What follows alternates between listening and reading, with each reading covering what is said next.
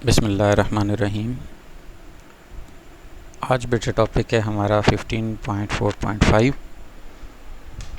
Kidney transplant processes and problems. यानी जो kidney transplant का जो प्रोसेस होता है वो कैसे हो सकता है, और किडनी ट्रांसप्लांट मीन्स के when you are going to donate a kidney to someone your dearest one, उस टाइम पे कौन कौन से एक्सपेक्टेड इश्यूज़ क्रिएट हो सकते हैं। इन दोनों को हम एक ओवरव्यू के तौर पर पढ़ेंगे। तो इस टॉपिक की डिटेल में हम जाते हैं ज़रा कि किडनी ट्रांसप्लांटेशन है क्या चीज़। कि किडनीज़ जो है, हमने लास्ट टाइम अगर हम एक सीक्वेंस देंगे तो हमने पढ़ा था यार लास्ट में कि जो आपका किडनी है ये फेलियर की तरफ जाता है। इसके अंदर अगर कोई स्टोन्स वगैरह क्रिएट हो जाएं, either can be the calcium oxalates, सही है, या आप कहें कि दूसरी, और वो जो कैल्शियम ऑक्सलेट या इस तरह वाली जो 90% तकरीबन 70% आलमोस्ट यही होती हैं। दूसरा, ये जो स्टोन्स होती हैं ये इतनी इनलार्ज हो जाती हैं कि गॉल्फ बॉल तक के साइज़ की हो सकती हैं ये। ये जो है ना, किडनी के अंदर जो फिल्ट्रेशन प्रोसेस जो कि नेफ्रॉन्स के थ्रू हो रहा होता है उसको डैमेज कर देती हैं। जब नेफ्रॉन्स ही आपकी डैमेज हो जाएंगी तो फिल्ट्रेशन खाक होनी है, तो वो जो ब्लड कैपिलरीज जो ग्लोमेरुलस पे होती हैं, या ये पूरे का पूरा किडनी जो है वो आपका फेलियर की तरफ चला जाता है। इसका जो एक वक्त गुजारी का जो आप कहें कि एंगल होता है, उसमें हम क्या करते हैं, इसका टाइम पास सोल्यूशन में हम सिंपल, यानी कि जो है वो तो हम डायलिसिस कर लेते हैं, लेकिन डायलिसिस का जो पेशेंट होता है वो बहुत कम है कि वो सरवाइव कर जाए। क्योंकि मेरे अगर पर्सनली मैं अपनी बात करूं तो कुछ बहुत ही करीबी जानने वाले हैं, तो वो डायलिसिस तक जब काम आता है तो बस कुछ ही अरसा चलता है, उसके बाद सर्वाइवल बहुत मुश्किल हो जाता है। बिकॉज़ के नाइट्रोजिनस वेस्ट जो हैं वो आपकी बॉडी के अंदर कहीं ना कहीं रह ही जाते हैं, यानी उसकी फ़िल्ट्रेशन बिल्कुल एग्जैक्टली ऐसे नहीं होती जैसे किडनी की है। उससे जो एडवांस स्टेप है वो है बेटा ये किडनी की ट्रांसप्लांट का। और ये किडनी की ट्रांसप्लांटेशन का जो प्रोसेस है ये कैसे होता है और इसके अंदर कौन से प्रॉब्लम्स आते हैं, ये आज का टॉपिक है हमारा। Kidney transplantation is the surgical procedure. Means के ऐसा नहीं है कि आप लेज़र जस्ट उसको पुटअप करें जैसे कि आप लिथोट्रिप्सी करते थे, शॉक वेव्स देते थे, अल्ट्रासाउंड वेव्स देते थे और अपना काम चला लेते थे, बल्कि यहाँ पे थोड़ा सा वे डिफरेंट है। Placing a fully functioning kidney into a person with the chronic kidney failure, यानी एक ऐसा पर्सन है जिसके दोनों किडनीज वर्क नहीं कर रहे और वो क्रोनिक किडनी फेलियर की कंडीशन तक पहुंच चुका है और उसका सर्वाइवल नामुमकिन है, उसमें आप एक बिल्कुल नॉर्मल फुली फंक्शनिंग किडनी जो है वो प्लांट कर देते हैं। अब अगली बात क्या है कि principles of kidney transplantation. The kidney graft is taken from a deceased donor. क्या मतलब है, जो एक पर्सन इस जहान फ़ानी से चला गया है और उसने अपने अज़ा गिफ्ट किए हैं, तो उस टाइम पे डिसीज़ जो डोनर होगा उसे हम ले लेते हैं फ्रॉम रिलेटेड और अनरिलेटेड पर्सन। रिलेटेड और अनरिलेटेड पर्सन से क्या मुराद है कि आइदर कैन बी द, इसमें दो मानों में यूज़ हो सकता है। With respect to the blood group system के हिसाब से भी उसको रिलेटेड अनरिलेटेड कह रहा है, विद जेनेटिक्स के हिसाब से भी कह सकता है। तो ABO blood group system compatibility between the donor and acceptor is essential. तो इसका मतलब ये अनरिलेटेड वाली बात जो है ये ब्लड ग्रुप के एंगल से तो है नहीं, क्योंकि ब्लड ग्रुप का तो जो है सेम होना, कंपैटिबल होना, ये तो एसेंशियल चीज़ है। It is usual to select the donor kidneys on the basis of the human leukocyte, यानी जो एंटीजन होती है आपके पास, human's leukocyte antigen matching, as this improves the graft survival. क्या मतलब है, आपकी बॉडी के अंदर अगर आप थोड़ा सा इसको देखें तो मैं कोई चीज़ एक बता दूं, आपकी बॉडी के अंदर एंटीजेंस होती हैं जो क्या करती हैं, एंटीबॉडी जनरेट करती हैं। और एंटीबॉडी जो है ये किसी भी एक्सटर्नल एजेंट के अगेंस्ट जाके फाइट करती हैं। अब ये जो एंटीजेंस जो हैं वो जनरेट करती हैं एंटीबॉडी, और एंटीबॉडी जो है वो क्या करती है, फाइट करती है विद एक्सटर्नल एजेंट। अब अगर आपके पास एंटीजन ही डिफरेंट है एक किडनी के अंदर, तो लाजमी सी बात है उससे पैदा होने वाली एंटीबॉडी भी डिफरेंट होगी, और वो एंटीबॉडी जो डिफरेंट होगी मुमकिन है कि वो जिस बॉडी के अंदर आप प्लांट कर रहे हो किडनी, उसी के साथ फाइट शुरू कर दे, और फिर उसका एक सीवियर सा रिएक्शन आएगा और आपकी बॉडी जो है वो डैमेज हो सकती है या आपकी डेथ भी हो सकती है। I mean to say the person और द पेशेंट्स डेथ, नॉट आपकी। I am sorry for words. Okay, तो a person can live normally with the just one kidney. जो आदमी होगा, जो पेशेंट होगा, वो एक किडनी के साथ भी माशरे के अंदर तबाही मचा सकता है, रह सकता है। Problems associated with the kidney transplants. ये जो ट्रांसप्लांटेशन होती है, 2 प्रॉब्लम्स जो हैं वो मेजरली आते हैं। सबसे पहले तो rejection and toxic effects of the cyclosporine. These problems are usually treated simultaneously by adding an extra dose of the steroids. Patients are required to take medications such as cyclosporin, that is, to suppress their immune system in order to prevent the rejection of the transplanted kidney. जैसे मैंने अभी थोड़ी देर पहले बात की है, हम थोड़ी देर के लिए जैसे बेटे हम पेन किलर ले लेते हैं। पेन किलर क्या करता है एक्चुअली, ये एक दफ़ा आपकी नर्व सेल्स के अंदर होने वाली सारी ट्रांसमिशंस को, जो एक इन्फेक्टेड एरिया पे हो रही होती है, उसको जाके, या जो नोसी रिसेप्टर्स होते हैं जो स्पेशली पेन के लिए होते हैं, उनको जाके थोड़ी देर के लिए कहते हैं भाई तुम लोग सो जाओ। यानी आपकी बॉडी के जो नोसी रिसेप्टर्स होते हैं, रिसेप्टर्स, इन नोसी रिसेप्टर्स को थोड़ी अरसे के लिए डीएक्टिवेट कर देती है वो आपकी जो पेन किलर होगी, तो आपको रिलीफ मिल जाता है।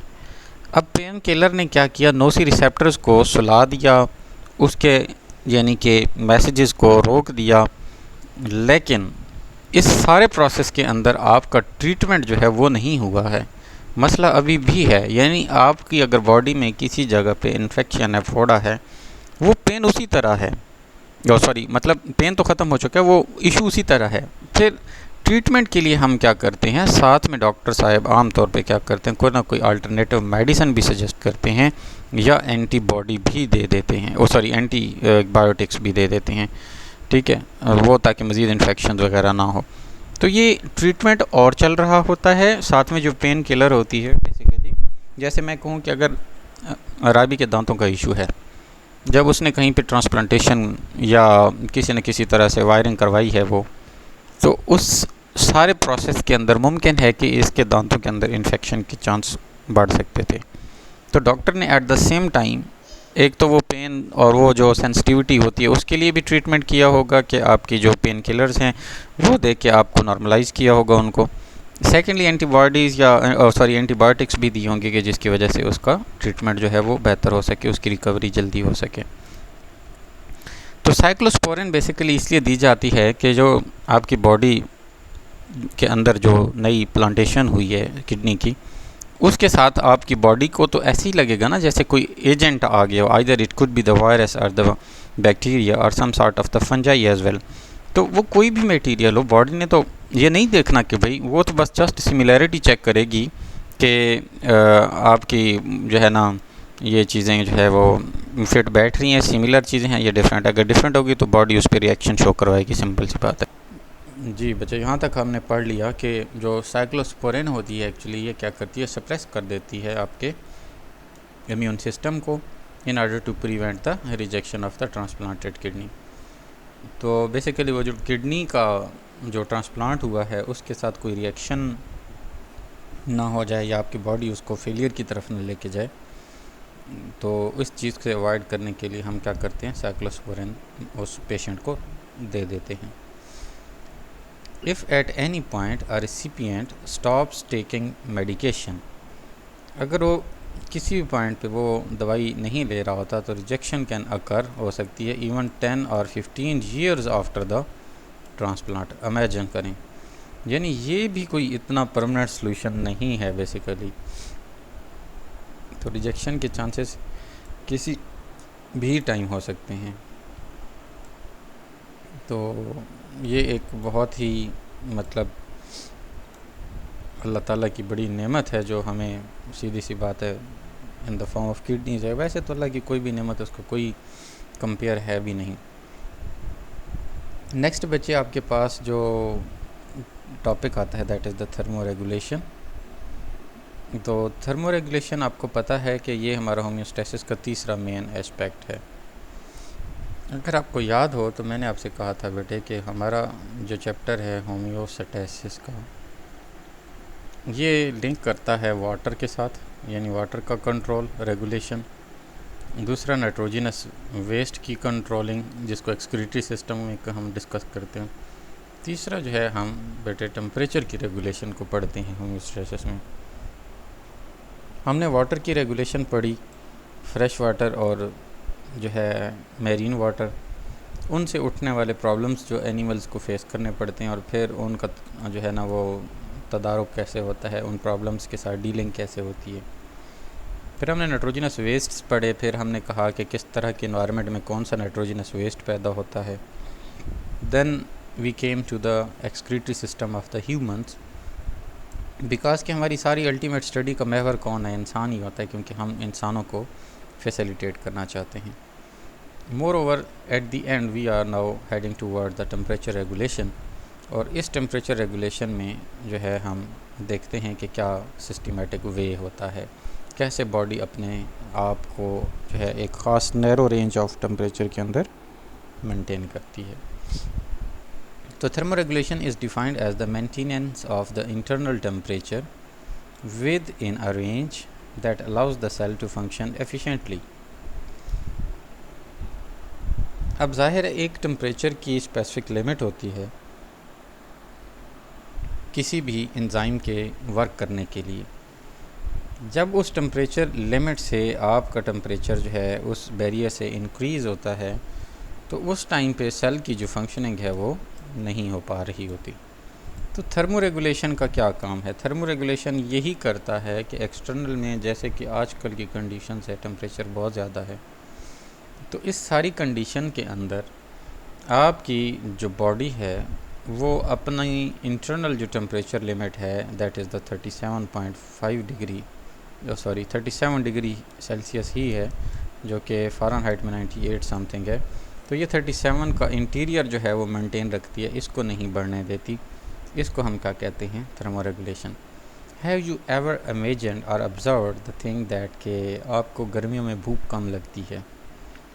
उसकी रीज़न ये भी है कि आपकी बॉडी के अंदर का टेम्परेचर जो है वो स्लाइटली अप लेवल पे चला जाता है, जिससे एंजाइम्स की फंक्शनिंग इफ़ेक्ट हो जाती है। अगर आप इसी तरह सारा दिन एसी वाले रूम में बैठे रहें तो उस टाइम पे भी आपका भूख का लेवल नॉर्मल रहेगा। और when we are heading toward the यानी कि विंटर सीज़न की तरफ अगर हम चलते हैं तो उन दिनों में आपको, अगर आप रोज़ा भी रखते हैं, तो आपको प्यास से ज़्यादा भूख तंग कर रही होती है। रीज़न क्या है? आपकी बॉडी का टेम्परेचर मेंटेन नहीं हो पाता, तो a lot of metabolic activities are being carried out throughout the body cells. As a result each and every cell of the body needs a lot of energy. तो फिर automatically उसने ultimate जो burden डालना है वो आपके stomach पे ही आके, वहाँ से ही, या इंटेस्टाइनल या डाइजेस्टिव सिस्टम पे ही आके क्वेश्चन करने हैं उसने आके। तो एज अ रिज़ल्ट वो ऑटोमेटिकली सारी प्रोसेसिंग वो स्पीड अप हो जाती है। तो ये एक छोटा सा थर्मो रेगुलेशन का बैकअप था। The body works to balance the amount of heat, ये देखा ना, loss to maintain a stable internal temperature. अब ये बॉडी क्या करती है? अमाउंट ऑफ हीट को बैलेंस करती है। अब 2 सीजन्स हैं तो ज़ाहिर बात है डिफरेंट एस्पेक्ट बॉडी को डील करना पड़ता होगा। अब वो कहते हैं कि टेम्परेचर कोल्डर या वार्मर होगा, then the enzymes optimum range changes the shape of the active site and causes the chemical reaction to stop. बड़ी ही प्यारी बात है इसने लिखी। ये कह रहा है कि अगर हम जब टेम्परेचर रेगुलेशन को पढ़ते हैं और सपोज़ कि जो ऑप्टिमम टेम्परेचर है, ऑप्टिमम जो टेम्परेचर है आपकी बॉडी का, वो जैसे कि मैं कहूँ कि 37 डिग्री सेल्सियस है, 98.6 डिग्री फ़ारेनहाइट है। तो जो 98.6 डिग्री फ़ारेनहाइट है, जब ये टेम्परेचर आपका वेरी करता है स्लाइड सा चेंज हो जाता है। जैसे मैं कहूँ कि ये रिप्लेस हो के 99 डिग्री फ़ारेनहाइट हो गया, थोड़ा सा भी चेंज हुआ तो आपका जो एंजाइम पड़ा हुआ है जिसकी इस तरह से कोई शेप है, तो ये उसकी ये प्लेस जो है जहाँ पे आके सबस्ट्रेट ने फिट होना होता है, इसको बोलते हैं एक्टिव साइट। तो टेम्परेचर वेरी करता है तो इनके अंदर पड़े हुए मॉलिक्यूल जो हैं वो वाइब्रेट करते हैं। As a result the system और द शेप जो है ऑफ द एक्टिव साइट वो जो है वो वेरी कर जाती है। जब वेरी करती है तो अपना सबस्ट्रेट इस जगह पे फिट नहीं आ पाता। जब सबस्ट्रेट फिट नहीं आ पाता तो उससे जो नेगेटिव इम्पैक्ट पड़ता है वो बॉडी के अंदर मेटाबॉलिक प्रोसेस जो है वो स्लो डाउन हो जाता है, ज़ाहिर एंजाइम वर्क ही नहीं कर पा रहे। तो ये एक कॉमन सा जो है इशू क्रिएट हो रहा होता है। इसके बाद थर्मोरेगुलेशन के अंदर जो है सबसे पहले, बेटा 1 मिनट अजान हो जाए, यस। तो हम सबसे पहले तो क्लासीफाई करेंगे यहाँ पे एनिमल्स को on the basis of temperature. इसने तो टेम्परेचर की बेस पे कहा है, इसको ज़्यादा अच्छा वर्ड ये है कि टेम्परेचर रेगुलेशन की बेस पे अगर हम इनको कहें तो animals can be classified upon the ability to maintain the constant body temperature as the poikilotherms और होम्योथर्म्स। मेजरली आपके पास जो एनिमल्स होते हैं वो 2 तरह के होते हैं according to the statement of book. Poikilotherms सबसे पहले एक ये है, दूसरी टर्मिनोलॉजी है जी होम्योथर्म्स। अब पायोकिलोथर्म्स क्या कहता है कि वो हैं जी ऑल द नॉन वर्टिब्रेट्स हैं, जिसमें फिशेस भी आ जाएंगी और साथ में वो कह रहे हैं एम्फीबियंस और रेप्टाइल्स तक। नॉन वर्टिब्रेट्स जिनके अंदर बैकबोन नहीं होती है, वर्टिब्रल कॉलम नहीं होता है। इसके अलावा वर्टिब्रल कॉलम वाली जो हैं उनमें fishes, amphibians including the frogs as well and reptiles. These are unable to maintain their body temperature within a narrow range, using limits within a narrow limits using the physiological mechanism। इसका क्या मतलब है समझाता हूँ। जो आपके पास पायो किलोथर्म्स हैं उनकी बात कर रहा है, उनके अंदर है कौन कौन सी चीज़। उनके अंदर फिशेस आ जाती हैं, एम्फीबियंस आ जाती हैं, एम्फीबियंस, फिशेस, एम्फीबियंस। इसके बाद जो है वो नॉन वर्टिब्रेट्स जो भी हैं, ये सारे मिल मिला के ये अपना बॉडी का टेम्परेचर, जो अगर मैं कहूँ कि इंसानों के लिए 37 डिग्री सेल्सियस है ना, अब ये बड़ी बात है को 37.5 या 36.5, ये नैरो रेंज है, बड़ी थोड़ी सी, यानी 0.5 ऊपर एंड 0.5 जो है वो नीचे। इस रेंज में अगर ये चेंज करके अपना ओवरऑल जो इनका एक्चुअल 37 है अगर उसको मेंटेन करते तो फिर बात थी। यहाँ पे इनके पास ये यानी कि सिस्टम जो है वो इनएलिजिबल है इस काम के लिए। यानी ये जो एनिमल्स हैं आपके, ये अपनी बॉडी का जो भी स्पेसिफाइड टेम्परेचर होता है वो मेंटेन नहीं कर पाते, जैसे ह्यूमन कर पाता है। इंसान सर्दियों में भी कर सकता है, इंसान गर्मियों में भी कर सकता है, ठीक है।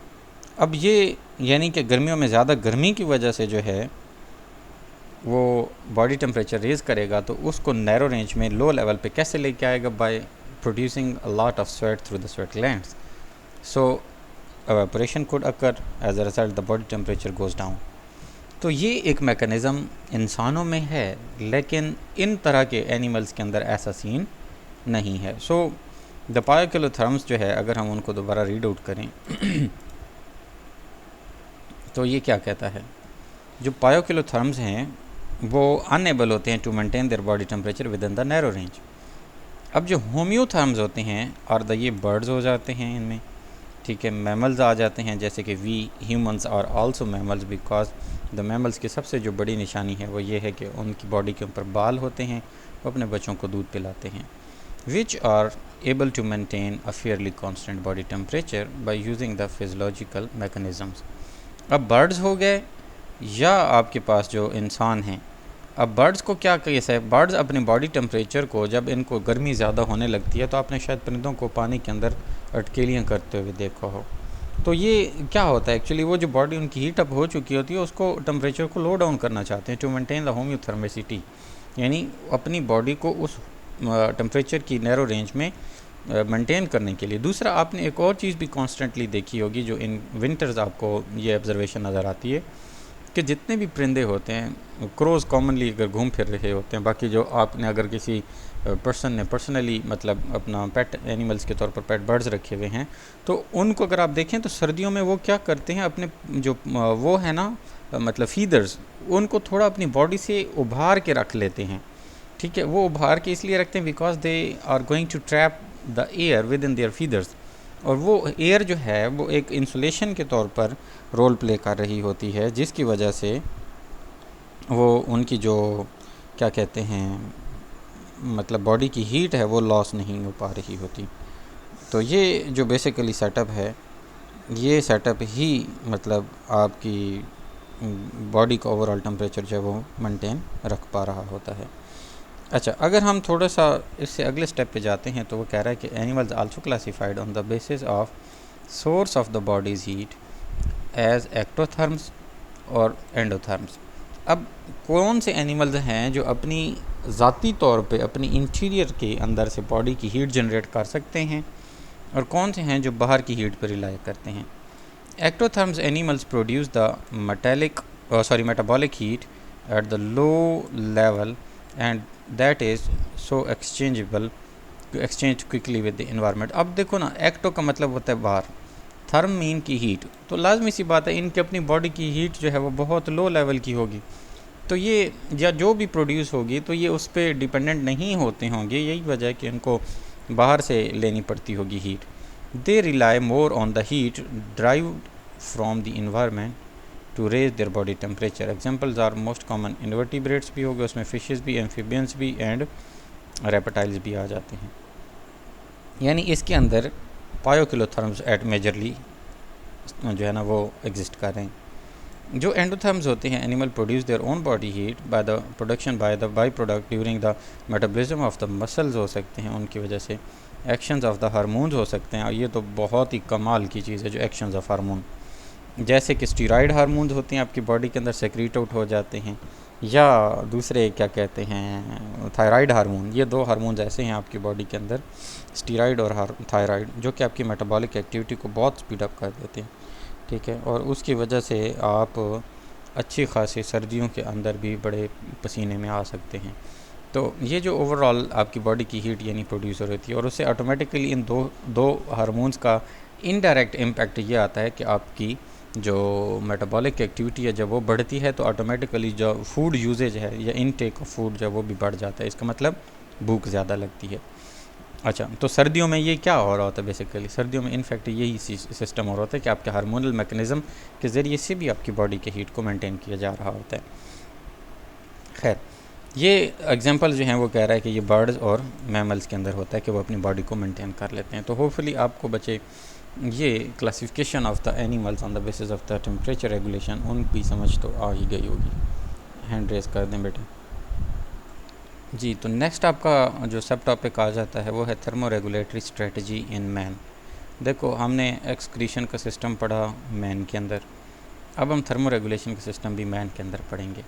सबसे पहले तो आप इस सर्कुलेशन वाली ये जो डायग्राम बनी पड़ी है इसको समझें, जिसमें लिखा हुआ है 15.13 और थर्मो रेगुलेशन इन ह्यूमंस। ये आपका बॉडी का नॉर्मल टेम्परेचर है जो बैलेंस्ड है यूँ स्ट्रेट लेन में, सही है। स्टेप 1 क्या आता है, अगर ये बॉडी का टेम्परेचर डाउन हो जाता है, ये केस बॉडी टेम्परेचर फॉल हो गया, इम्बैलेंस आ गया। इम्बैलेंस से रिसेप्टर जो आपकी बॉडी के अंदर हैं, जो आपके ब्लड का टेम्परेचर डिटरमिन कर रहे हैं, जो ब्रेन के अंदर से एक हाइपोथैलेमस एक सेंटर है, वहाँ से जब गुज़रते हैं जब सेल्स, तो उनसे डिटेक्ट कर रहा है, हर लम्हे डिटेक्ट कर रहा है आपकी बॉडी का टेम्परेचर। जैसे मैं कहूँ कि आप थोड़ी देर के लिए रनिंग करें, आपको पसीना फ़ौरन शुरू हो जाता है। वाई?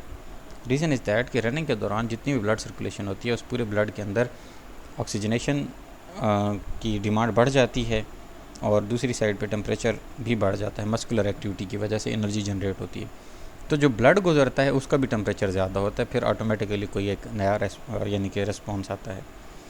तो जब आपकी टेम्परेचर सेंसिटिव सेल्स जो होते हैं वो स्किन के अंदर या ब्रेन के अंदर डिटरमिन कर लेते हैं कि बॉडी का टेम्परेचर डाउन हो चुका है, ठीक है, एफरेंट पाथवे इसको कहते हैं, जो कंट्रोल सेंटर की तरफ डिटेक्शंस को लेके जा रहा।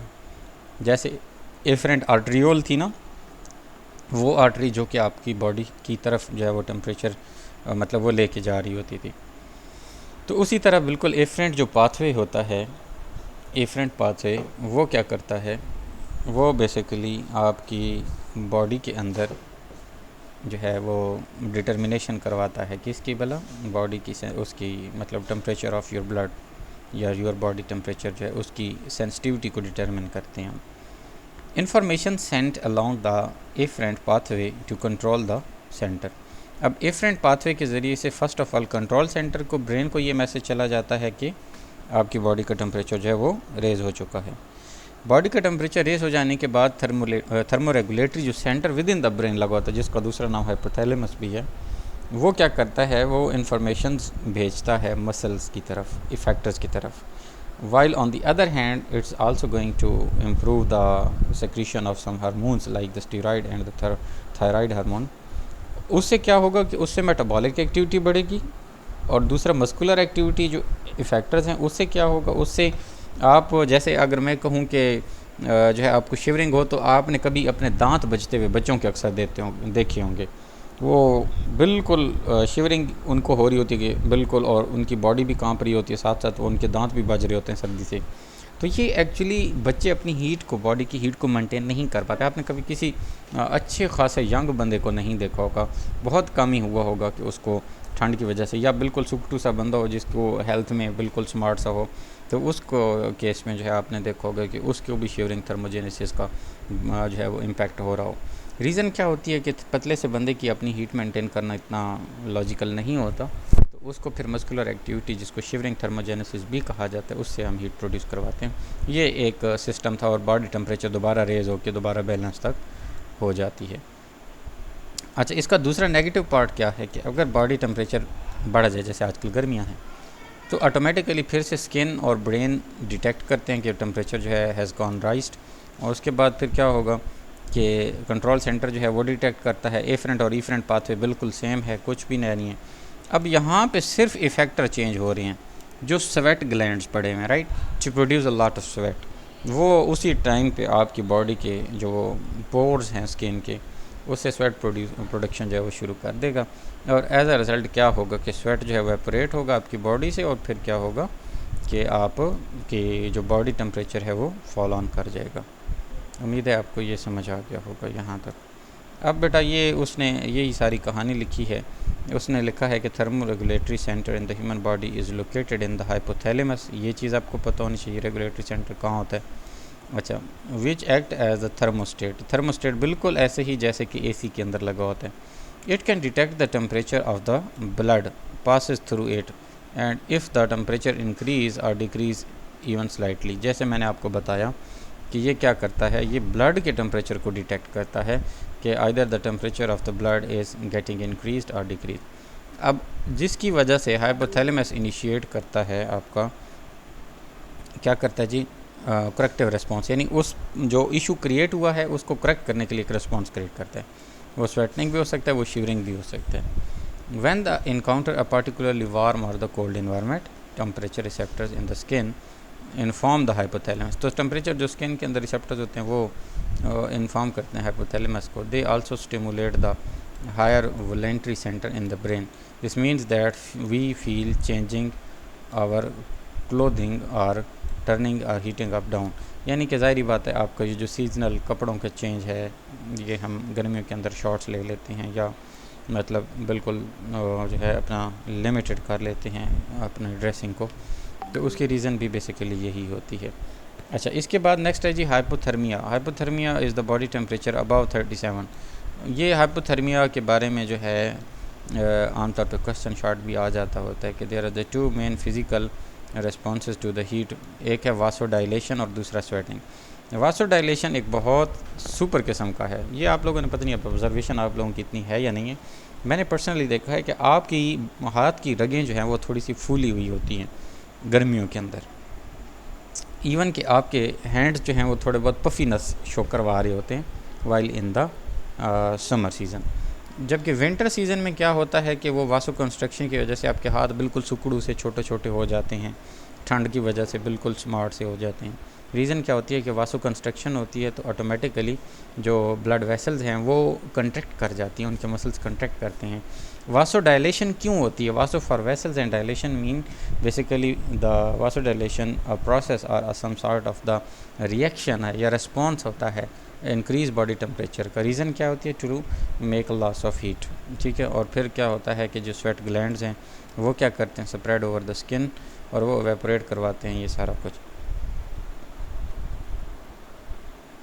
फिजियोलॉजिकल रिस्पॉन्सेज टू कोल्ड, आज जब ठंड आ जाए तो उस टाइम पे क्या होगा, spasmodic contraction of the muscles called the shivering. ये दिस यानी कि contraction produces the heat which helps to raise the body temperature.